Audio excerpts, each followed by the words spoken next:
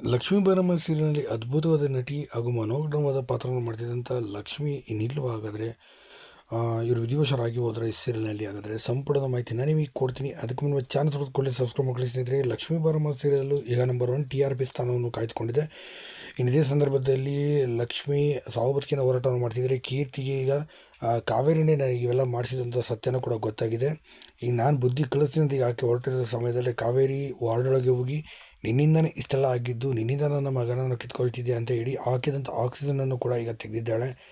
ಸದ್ಯ ತೆಗೆದ ನಂತರ ಒಂದು 5 ನಿಮಿಷ ಆದ ನಂತರ ಉಸಿರಾಟಕ್ಕೆ ತೊಂದರೆಯಾಗಿ ಲಕ್ಷ್ಮಿ ಅಷ್ಟಲ್ಲೇ ಕೊನೆಯ ಸೆಳೆಯುತ್ತಾಳೆ. ಅವಳು ಕೊನೆಯ ಸೆಳೆಯೋದಕ್ಕೂ ಇಲ್ಲಿ ಭಾಗ್ಯರ ಅತ್ತೆ ಬಂದು ನಿಲ್ಲೋದಕ್ಕೂ ಒಂದೇ ಆಗಿದೆ.